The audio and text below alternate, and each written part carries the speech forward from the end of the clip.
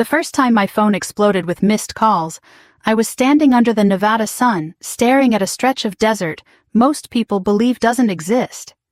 Facebook was still open in my hand, frozen on a shaky video of my sister's wedding reception, screaming guests, shattered glass, a groom shouting words that would never be taken back. My father's name lit up the screen again. I didn't answer. 3 days earlier, he had told me I would embarrass everyone if I showed up. Now the perfect day he wanted without me was burning down in real time, and somehow I was the one they suddenly needed. My father's exact words came back to me with cruel clarity. "You're so awkward that everyone feels uncomfortable," he said. "Don't come." He didn't raise his voice. He didn't have to. That calm certainty, like he was stating a simple, unavoidable fact, hurt more than if he had yelled. I remember sitting on the edge of my bunk that night, phone pressed to my ear, staring at the scuffed concrete floor of my quarters. Outside, the desert wind pushed fine sand against the building in soft, steady taps like a clock, counting down something I didn't yet understand. He went on because of course he did. He always explained himself as if logic could erase cruelty. "Your sister's fiancé is a very important man," he said. "His family is watching everything. This wedding needs to be flawless. You don't fit that environment." I waited for him to soften it. For a pause, for some sign that he realized he was talking to his daughter, not a liability. None came. "I don't want any scenes," he finished. "Just stay away." I said nothing for a long moment. Silence had become my specialty around my father. Growing up, I learned quickly that words only made things worse. If I tried to explain myself, he would sigh. If I pushed back, he would accuse me of being dramatic. Silence at least let me keep a shred of dignity. "Okay," I said finally. He exhaled, relieved. "Good, that's for the best." The call ended, and I sat there long after the screen went dark. I was on active duty serving my country in a place most Americans whispered about like it was a myth. I followed orders for a living. I lived by discipline, responsibility, and accountability. Yet in my own family, I was still the problem child, the one who didn't smile, didn't laugh loud enough, didn't know how to charm a room full of strangers. My sister Emily was the opposite. She always had been. Emily floated through life with an ease I never understood. She knew when to touch someone's arm, when to tilt her head just so, when to laugh at a joke that wasn't funny. People felt seen around her, or at least they felt entertained. My father loved that about her. He loved how she made him look. Her fiancé Marcus fit perfectly into the image my father worshipped. Wealthy family, private schools, the kind of confidence that came from never having to doubt your place in the world. My father talked about him the way some men talk about trophies, not as a person but as proof that they'd done something right. I had met Marcus exactly twice. Both times he shook my hand like he was checking something off a list. He looked past me almost immediately, turning his attention back to my father, back to Emily, back to the people who mattered. I didn't take it personally. I was used to being invisible. Still, being told outright not to attend my own sister's wedding landed differently. The invitation sat unopened on the small metal desk in my room. Cream-colored envelope, gold lettering. I hadn't even bothered tearing it open. What was the point? I already knew where I stood. The irony wasn't lost on me. I could handle classified material, manage pressure, and function in high-stakes environments without flinching. But put me in a ballroom with strangers in expensive clothes, and suddenly I was an embarrassment. The decision not to go didn't feel dramatic. It felt inevitable. Instead of requesting leave or booking a flight home, I confirmed my return to base. Area 51 wasn't glamorous. It was quiet, controlled, and brutally honest. Out there, no one cared how charming you were. You did your job, or you didn't. Your worth was measured in competence, not appearances. The day before the wedding, my father sent one more message. "Don't do anything stupid, don't show up." I stared at the text for a long time. Then I set my phone face down and went back to packing my gear. If he wanted me gone, I would be gone completely. The morning of the wedding dawned clear and mercilessly bright. The Nevada desert has a way of stripping things down to their essence. No lush distractions, no soft edges, just sky, sand, and heat. I liked that about it. It didn't pretend to be something it wasn't. I went through my routine like any other day, boots, uniform, coffee that tasted faintly burned. As I walked across the base, the sun already climbing, I felt a strange calm settle over me. Somewhere in the back of my mind, I knew my sister was getting ready. Hair makeup photographers buzzing around her. My father probably pacing, rehearsing conversations with Marcus's family, making sure every detail reflected well on him. And I wasn't there. For the first time, that didn't feel like a failure. It felt like relief. I took a break mid-morning and wandered along a familiar path near the perimeter, the desert stretching endlessly beyond the fence. I pulled out my phone more out of habit than curiosity. I told myself I was just killing time. That's when I opened Facebook. At first, it was exactly what I expected. Photos of flowers, smiling faces, Emily in white glowing. My father standing tall beside her chest, out pride written all over his face. I almost closed the app. Then I saw the video. It wasn't polished. It wasn't framed carefully. Someone had hit record in a panic. The camera shook, voices, overlapping tension crackling through the screen. I recognized the reception hall immediately, crystal chandeliers, linen-draped tables. Everything my father had insisted be perfect. Marcus's voice cut through the noise, sharp and ugly. And in that instant, standing under the endless desert sky, I felt something shift. A tightness in my chest I hadn't noticed before loosened, replaced by a cold, sinking certainty. I whispered to myself, barely audible over the wind. "What did you do?" My phone vibrated in my hand. Dad calling. I didn't answer.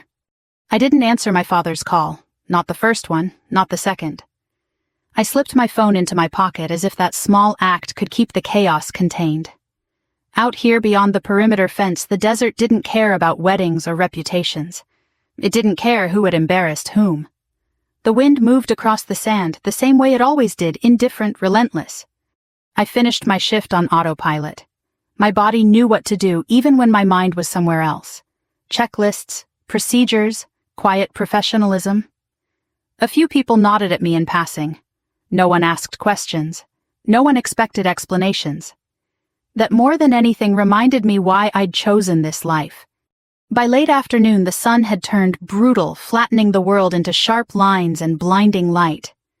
I found a shaded bench near one of the administrative buildings and finally pulled my phone back out. I had 12 missed calls. 8 from my father, 2 from my stepmother, 1 from Emily, 1 from a number I didn't recognize. I opened Emily's message first. "Please call me, something's wrong." No apology.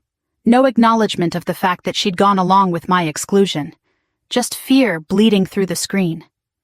I stared at her words for a long time, feeling a familiar tug of responsibility rise in my chest. It was the same feeling I'd had my entire life, the instinct to step in, smooth things over, make things easier for everyone else. I closed the message without responding. The number I didn't recognize left a voicemail. I didn't listen to it yet. I already knew what it would say. The wedding had imploded, and suddenly I wasn't an inconvenience anymore. I was a resource. As the evening cooled, I walked back toward my quarters. The sky burned orange and purple, the kind of sunset people pay thousands of dollars to photograph. I'd always found it ironic that something so beautiful could exist in a place most people associated with secrecy and fear. But that was the truth of it. Appearances were rarely the whole story. I showered, changed into civilian clothes, and sat on my bed with my back against the wall. Only then did I let myself replay the video in my head. Marcus's voice. The way it had sliced through the room. The look on my father's face, something between fury and disbelief. I hadn't seen the whole thing, not yet, but I'd seen enough to know this wasn't a minor hiccup. This was a rupture. My phone buzzed again. Emily this time. I let it ring out. I hated myself a little for that. But I also knew if I answered I would slide back into old patterns. I would listen. I would absorb. I would rush in without being asked why I had been pushed out in the first place. Instead, I opened the voicemail from the unknown number. Is this Sarah?" A man asked, his voice tight. "This is Uncle Tom. I'm at the wedding. Or, well, what's left of it. Your dad's asking for you. He says it's important." Important. The word tasted bitter. I lay back and stared at the ceiling. The hum of the building's ventilation system filled the silence. In my line of work, important usually meant urgent, time-sensitive, potentially dangerous. In my family, it meant inconvenient truths were threatening the image they'd worked so hard to maintain. I thought about my father as he'd been when I was growing up, a man obsessed with order, with how things looked from the outside. He wasn't cruel in obvious ways. He provided. He showed up to school events when it suited him, but everything had conditions attached. Approval was transactional. Love was something you earned by behaving correctly. Emily learned that early. She became exactly what he wanted. I didn't. When I joined the military, he'd been proud at first. It sounded good when he told people. His daughter serving her country. But that pride faded as soon as he realized it wouldn't translate well at cocktail parties. I wasn't climbing a corporate ladder. I wasn't marrying into money. I was doing something that made him uncomfortable because he couldn't control it. Area 51 had been my escape, the one place where competence mattered more than charm, where being awkward didn't disqualify you from belonging.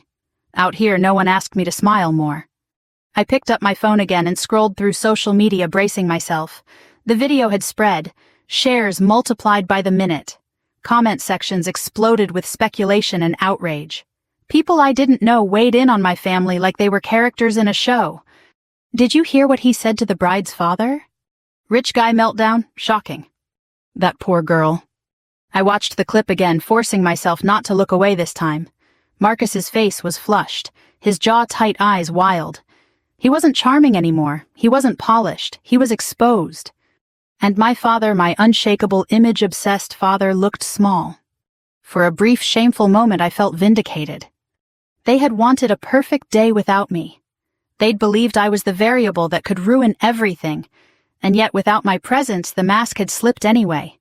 The problem hadn't been me. The realization settled heavily in my chest. My phone rang again. This time I answered. What I said, keeping my voice flat. "Where the hell are you?" my father demanded. The calm authority he usually wielded was gone, replaced by raw panic. "Do you have any idea what's happening here?" "I have a pretty good idea," I replied. "You need to come home," he said, "now." I closed my eyes. "You told me not to." "That was different," he snapped. "This is an emergency."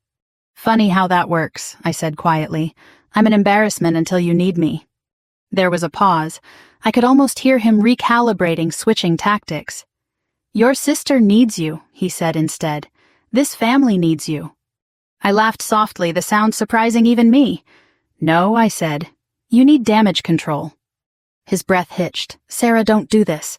Do what I asked. Follow your instructions." Silence stretched between us, thick and uncomfortable. "Just think about it," he said finally. "Please." The word hung there fragile. He had never said it to me before. "I am thinking about it," I replied, and I meant it. I ended the call and set my phone down. The desert outside my window was dark now, the sky scattered with stars. I felt a pull in two directions: duty and distance, habit and self-respect. For the first time, I didn't rush to choose them. I lay there listening to the quiet, knowing one thing with absolute certainty: if I went back, it wouldn't be as the daughter who apologized for existing. It would be on my terms. The night passed without sleep. Not the restless, tossing kind, but the alert stillness of someone waiting for something inevitable. I lay on my bunk, staring at the faint outline of the ceiling, listening to the low hum of the bass, settling into its nighttime rhythm. Somewhere in the distance, a vehicle moved. A door closed. Then quiet again. The kind of quiet that gives your thoughts too much room to stretch. Morning came pale and sharp. The desert doesn't ease you into the day. It throws the sun at you and expects you to adjust. I dressed, tied my boots, and went through the motions. Coffee, check-in. A nod here, a brief exchange there. I caught my reflection in a window as I passed, composed, controlled, exactly as I was trained to be. No one could see the small fracture running through me. It was my sister's wedding day. I didn't say that out loud. I didn't need to. The thought sat in my chest like a weight I had learned to carry quietly. I imagined Emily stepping into her dress the way our stepmother would hover with tissues, the way my father would straighten his tie and look at his watch, already thinking about the guests who mattered most. I wondered if Emily had noticed my empty seat in her mind yet, or if the noise around her was too loud. By mid-morning, my phone had gone silent. The calls had stopped. That worried me more than the ringing ever had. Silence in my family usually meant decisions were being made without me. I took my break near the edge of the base where the land flattened into something that looked endless. The fence cut a clean line across the horizon. Beyond it, the desert shimmered in the heat. I'd always liked this spot. It reminded me that there were boundaries I couldn't cross and others I no longer had to. I sat on a low concrete barrier and let the sun soak into my shoulders. For a moment I closed my eyes and breathed. I told myself I was fine. I told myself I had chosen this. Both things were true, and neither made it easier. Out of habit more than curiosity, I checked my phone. There were new notifications. Not calls this time, tags, messages. A flood of activity that hadn't been there an hour earlier. I opened Facebook expecting more polished wedding photos, maybe a carefully worded statement about a private family matter. Instead, I saw chaos. The first video loaded slowly, the desert's weak signal stretching each second thin. The image sharpened just as a voice cut through the noise, angry, loud, unmistakably Marcus. The camera swung wildly, catching glimpses of white tablecloths, overturned chairs, faces frozen in shock. Someone screamed. Glass shattered. My breath caught. I watched frozen as Marcus leaned toward my father, his face twisted with something ugly and unrestrained. The words spilled out of him in a slurred, venomous rush. He mocked. He accused. He said things that couldn't be smoothed over or excused later. The room went deathly quiet around him, the kind of silence that happens when people realize they're witnessing something irreversible. Then the video cut. I stared at the screen, my pulse roaring in my ears. Around me, the base went on as usual. A pair of colleagues walked past laughing about something mundane. A truck rumbled by. The contrast was surreal, like I was standing between two worlds that refused to acknowledge each other. I scrolled. There were more videos, different angles, short clips uploaded by guests who had clearly started recording once they realized this wasn't a misunderstanding, it was a meltdown. In one, Emily stood to the side, her hands pressed to her mouth, her white dress stark against the disorder. In another, my stepmother tried to intervene, her voice shaking as she begged Marcus to stop. And in every single one, my father stood rigid, his face flushed, his jaw set. The man who prided himself on control had lost it completely, not because he was shouting, but because he couldn't stop what was happening. Comments poured in faster than I could read them. What did I just watch? This is insane. That poor bride. He just destroyed his own wedding. I swallowed hard. My phone felt heavy in my hand, like it was pulling me down with it. I watched one clip again, forcing myself to take it all in. This was real. This was happening. And I was watching it unfold from a place I had been told to stay. A message popped up from Emily. He's not himself. I'm scared. My chest tightened. Fear, real fear, threaded through her words. For all her ease and charm, Emily had never been good at handling chaos. She thrived in controlled environments, in rooms where everyone smiled and followed the script. This was something else entirely. I typed a response, then erased it, typed again, stopped. Another message arrived, this one from my father. Call me now. I looked up from my phone at the desert stretching endlessly beyond the fence. Heat rippled in the distance, bending the horizon. For a moment I felt detached from my body, like I was watching myself from far away. The daughter he had dismissed, the soldier he didn't quite understand, the person he now needed. I thought back to his voice on the phone days earlier. Don't come. You'll embarrass everyone. A bitter thought surfaced, uninvited and sharp. They didn't need my help to ruin this. The realization didn't bring satisfaction. It brought clarity. I wasn't the problem they'd made me out to be. I never had been. The flaw in their perfect picture had always existed, hidden beneath charm and money and carefully curated appearances. All I had done was remove myself from the frame.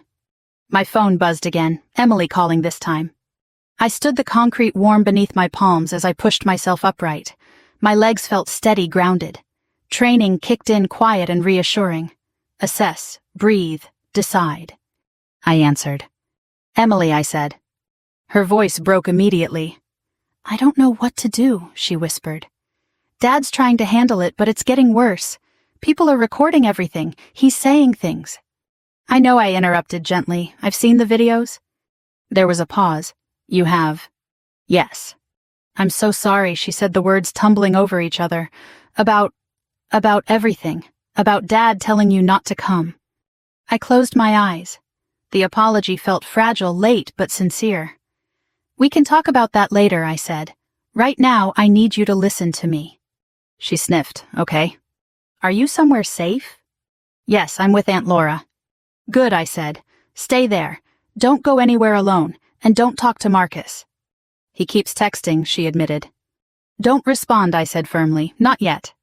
I heard my own voice then, steady, authoritative, the voice I used on base when things went sideways. It didn't waver. It didn't apologize. Emily clung to it like a lifeline. When the call ended, I lowered my phone slowly. The desert air felt thicker, charged with something I couldn't name yet. I knew this moment mattered.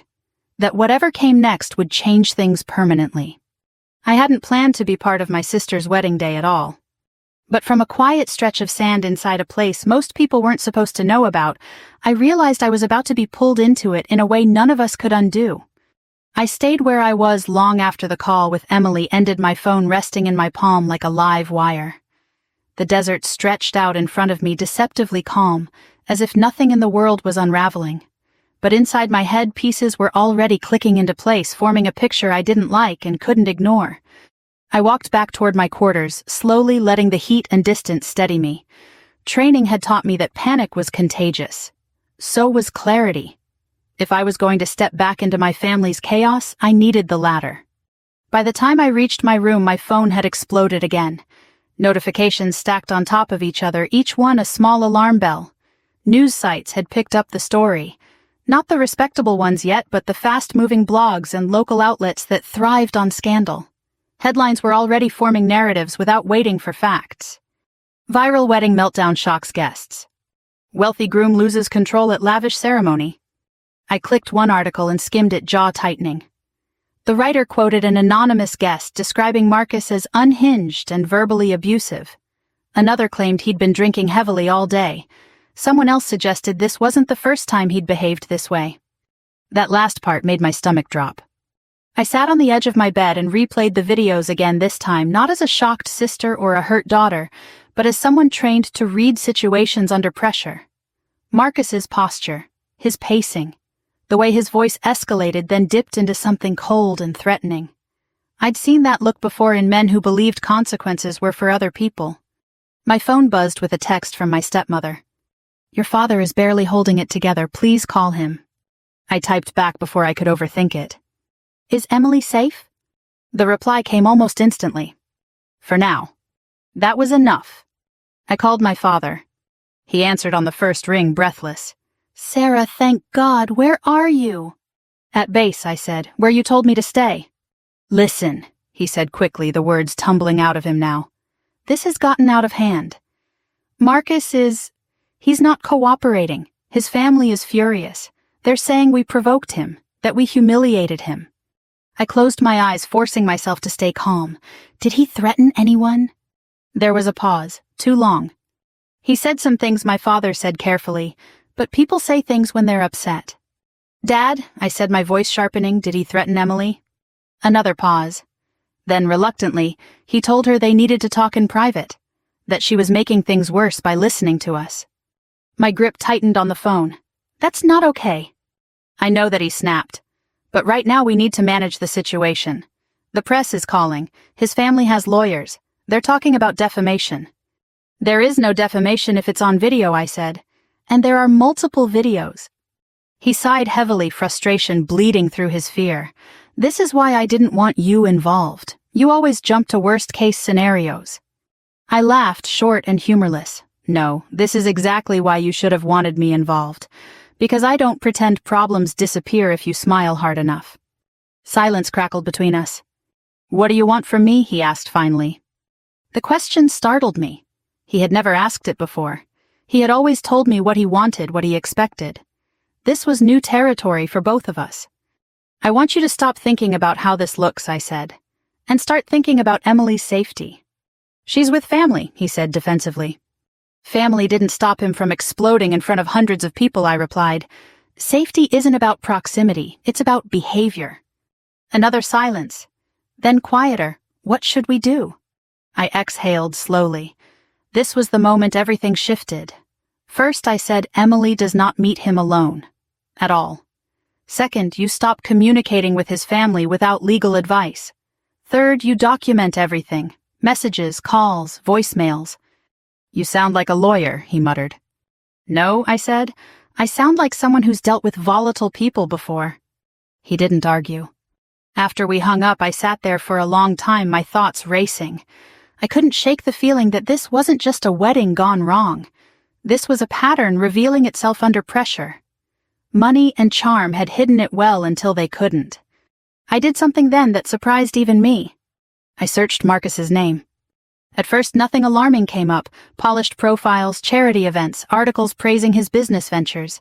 Then I refined the search, added keywords, dug a little deeper. That's when I found it. A brief mention in a local paper from 2 years ago. A domestic dispute at an apartment complex. No charges filed. Another entry, a lawsuit quietly settled, details sealed. A third, a former business partner accusing him of intimidation tactics. My pulse quickened. I clicked through forums, archived posts, places most people never bothered to look.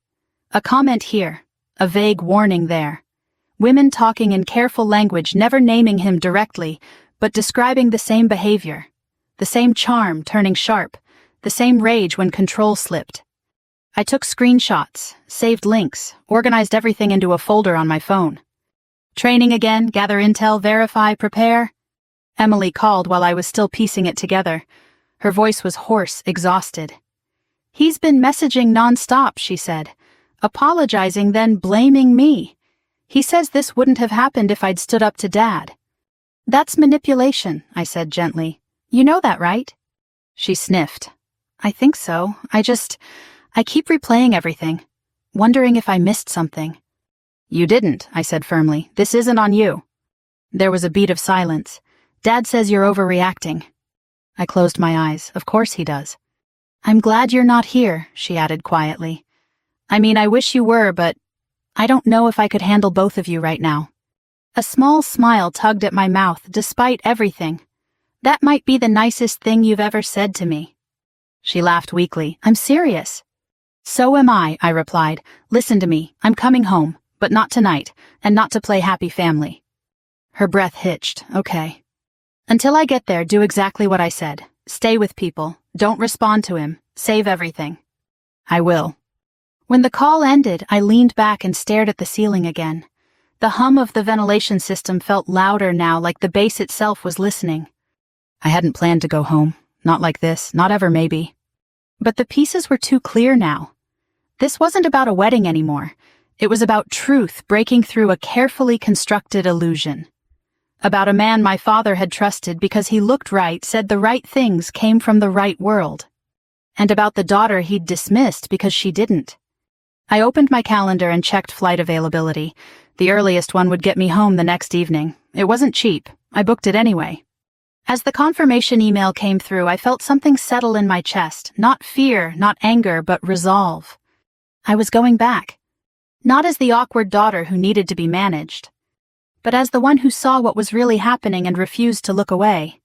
The airport felt unreal, like a liminal space where time thinned and emotions dulled just enough to be bearable.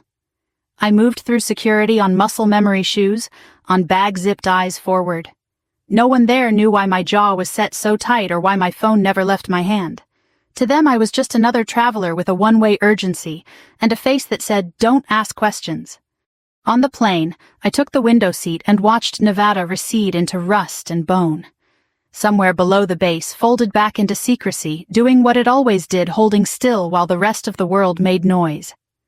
I closed my eyes as the engines roared, the vibration pressing into my ribs like a reminder to breathe. My phone buzzed as soon as we leveled off. "Dad, where are you?" I didn't answer. I wasn't ready to give him coordinates. I needed the distance to do its work first. Emily texted a minute later. "Emily, he showed up at the house. Mom wouldn't let him in. He's parked across the street." I sat up straighter, the calm I'd built snapping into focus. This was the escalation I'd been waiting for. Me, is he alone? Emily, yes. He keeps texting. He says he just wants to talk.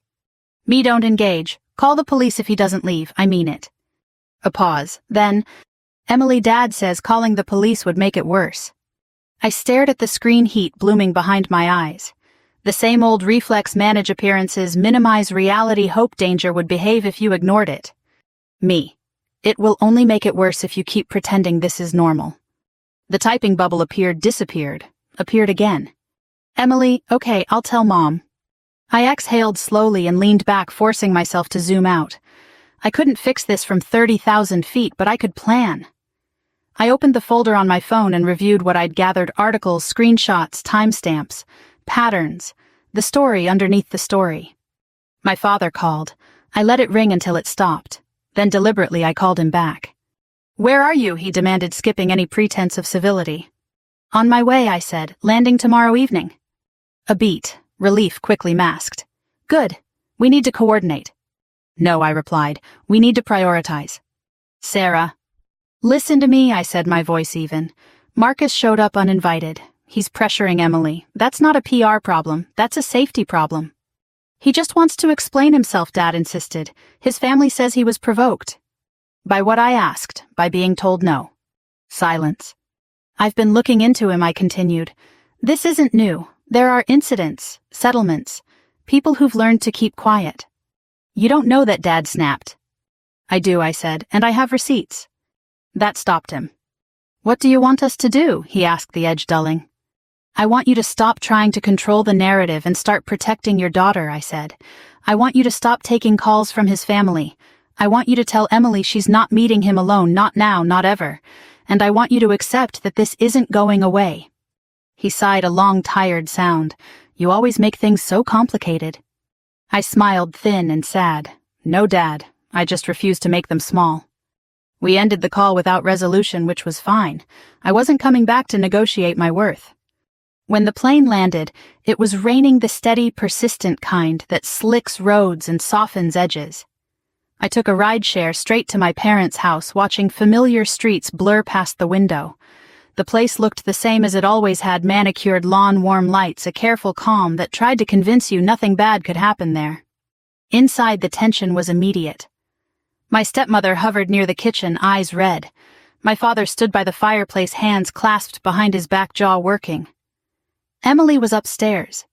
You came, my father said, as if surprised. I said I would, I replied. Where is he? Gone, my stepmother said quickly. For now. For now, I echoed. Emily came down the stairs, slowly wrapped in a sweatshirt that swallowed her hands. She looked smaller than I remembered, the aftermath of adrenaline and shock hollowing her out. She crossed the room and hugged me without asking. I stood stiffly for a second, then held her back. He's been texting nonstop, she whispered into my shoulder. He says I owe him a conversation.